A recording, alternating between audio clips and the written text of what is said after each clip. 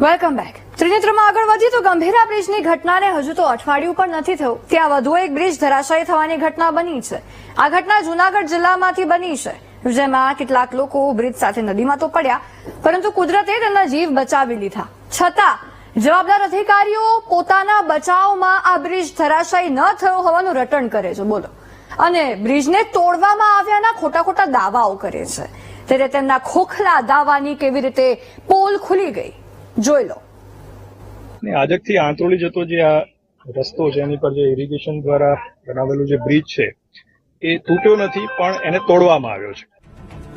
Bridge તૂટ્યો નથી પણ તોડવામાં આવ્યો. અરે સાહેબ, તમે બ્રિજને જાણી જોઈને તોડ્યો તો આ દ્રશ્યો શું દર્શાવે છે, જેમાં 8 થી 9 લોકો બ્રિજ સાથે નદીમાં પડ્યા છે અને બહાર નીકળવા પ્રયાસ કરી રહ્યા છે. દ્રશ્યોને ધ્યાનથી જોવા પર કેટલાક બાળકો પણ પડ્યાનો દેખાય છે. કલેક્ટર કહે છે અમે લોકોને સૂચન આપ્યું અને 2 દિવસ પહેલા બ્રિજ બંધ કર્યો, તોડવાનું કામ ચાલતું હતું. તો પછી ગામના લોકો અને બાળકો બ્રિજ પર આવ્યા કેવી રીતે? બ્રિજ તોડવાનો જ હતો અને કામગીરી ચાલુ હતી તો બ્રિજની પાસેથી ગામ લોકો અને બાળકોને દૂર કેમ ખસેડવામાં ન આવ્યા? આ તો એવું થયું કે ભૂલ પણ પોતાની અને તેના પર પાણી પણ પોતે જ ઢોળી દેવાનું. જો કે સદનસીબે આ દુર્ઘટનામાં લોકોને સામાન્ય ઈજા જ પહોંચી, જાનમાલનું નુકસાન ન થયું, પરંતુ સ્થાનિક લોકોએ તંત્ર પર બેદરકારીના આક્ષેપ લગાવતા યોગ્ય કામગીરી કરવાની વાત કરી.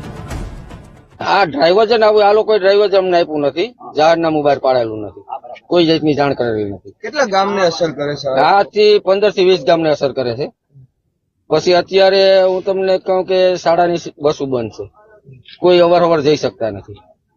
અમારી માગણી એટલી છે કે પુલિયોને કરવું હતું તો દિવાળીએ કરવું હતું, ચોમાસા પછી. અત્યારે કરે તો એ ઊંડાઈ પ્રમાણે ભૂંગરા નાખે. અમારે 900 ના ભૂંગરા છે એ હાલે એમ નથી, પાણી કાઢે નહીં. જે તમારે જુનાગઢ થી છે ટાઈમ બધું પાણી આવે, ઘેડ ભરાય. આ રોડ અત્યારે આપણે રોડ ઉપર ઉભા ને એની માથેથી પાણી ચોમાસામાં ગયું.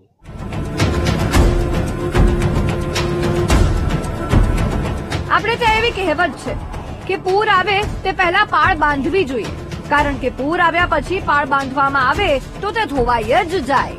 અહીં પણ એવું જ કંઈક થયું.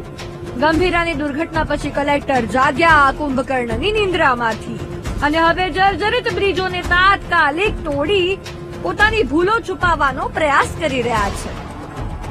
બાકી આ જ ગામનો આ બ્રિજ જર્જરિત હાલતમાં તો અનેક વર્ષોથી હતો, પરંતુ આજ દિન સુધી કલેક્ટરને એ વસ્તુ ક્યારે ન દેખાય. જય વિરાણી, BTV ન્યૂઝ, જૂનાગઢ.